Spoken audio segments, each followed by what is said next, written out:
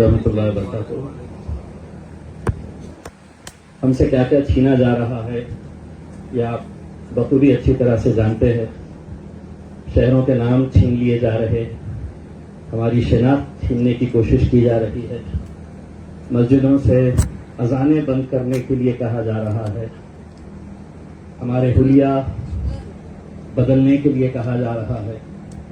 ہم کیا کھانا چاہیے اگر ان کے حساب سے نہیں ہو رہا ہے تو 72 سال کے ایک بزرگ کو ٹرین میں کس طریقے سے پیٹا جا رہا ہے، یہ سب ہم دیکھ رہے ہیں.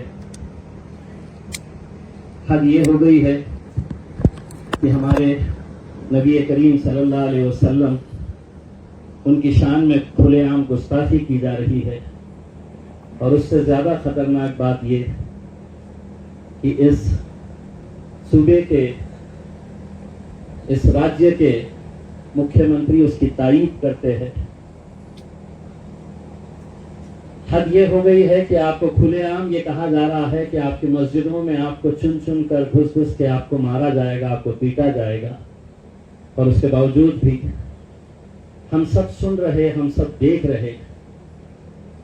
کہیں ایسا قانون لایا جا رہا ہے کہ جہاں پر اب آپ کی قبرستانوں کے اوپر، آپ کی مسجدوں پہ، آپ کی درگاہوں پہ، ہمارے جو عربی مدارس ہے ان کے اوپر اب نظر پڑی ہوئی ہے. یہ شاید ہو اس لیے رہا ہے کہ ہم کہیں نہ کہیں خاموش بیٹھے ہوئے ہیں.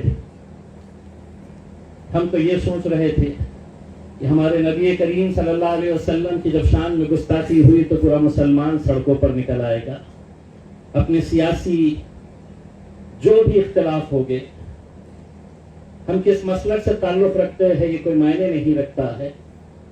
جب آپ کو یہ کھلے عام کہا جا رہا ہے کہ آپ کی مسجدوں میں آپ کو چن چن کر مارا جائے گا، تو اس مسجد کے اندر کون کس پولیٹیکل پارٹی سے تعلق رکھتا ہے، کس مسلک سے تعلق رکھتا ہے، یہ آپ سے بایو ڈاٹا لے کر آپ کو پیٹا جائے گا، ایسا نہیں ہے. ہم خاموش ہیں، اسی لیے ان کی ہمتیں بڑھتی جا رہی ہے. سرکار ہر بار ایک نیا قانون لے کر آتی ہے، نشانے کے اوپر صرف مسلمان. حد تو یہ ہو گئی ہے کہ ہماری بچیوں نے حجاب پہننا یا نہیں پہننا چاہیے، اس کے اوپر بھی نہ جانے کتنے مہینوں تک اس کے اوپر بحث چلتی رہی ہے. آج ایک ایسا وقت آیا ہے کہ اس ملک کے پورے مسلمانوں کو ایک طاقت بن کر کھڑے رہنے کی ضرورت ہے.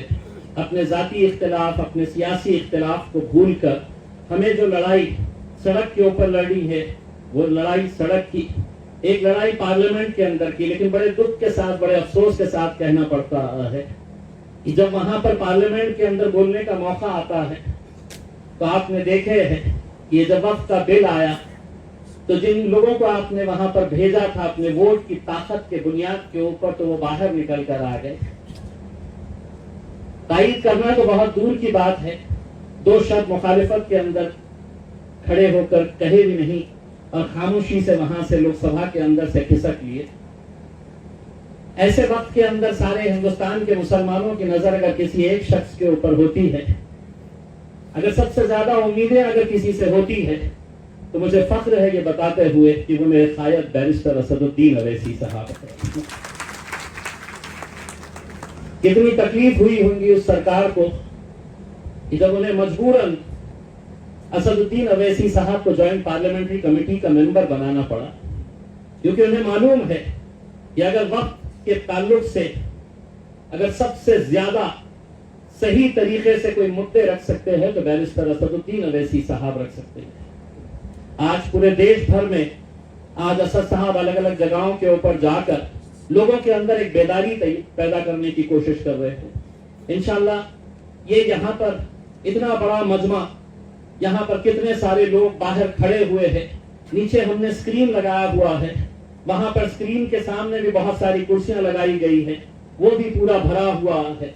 یہ اس بات کی گواہی دے رہا ہے، آپ لوگوں کی طرف سے حکومت کو ایک پیغام دیا جا رہا ہے کہ بس اب بہت ہو چکا ہے. جس بھاشا میں انہیں سمجھانا ہے اس بھاشا میں ہمیں سمجھانے کی ضرورت کا وقت آ چکا ہے. اور ہم آپ لوگوں کی رہنمائی چاہیں گے، آپ لوگوں کا ساتھ چاہیں گے. جب یہ کانفرنس لینے کا ہم نے طے کیے تو ہم نے سب سے پہلے اس بات کے اوپر ہم نے چرچا کی اس میں بلایا کسے جائے.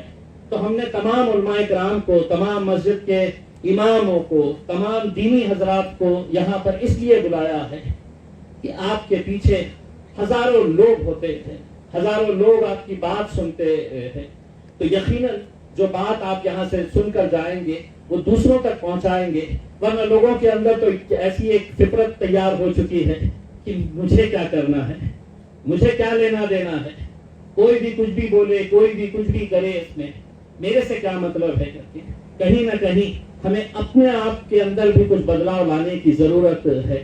جب بھی اس طرح کے کوئی بھی فیصلے لیے جائیں گے آپ لوگوں کی طرف سے، یقین مانیے گا پورا مہاراشٹر نہیں پورا ملک اس کے اوپر لبیک کہے گا، اور پوری طاقت بن کر ایک ساتھ مل کر ہم یہ لڑائی کو آگے لے کر جائیں گے۔ میں زیادہ وقت نہیں لوں گا کیونکہ مجھے معلوم ہے آپ سبھی کو بیرسٹر اسد الدین اویسی صاحب کو سننا ہے، مجھے بھی انہیں سننا ہے۔ بہت بہت شکریہ۔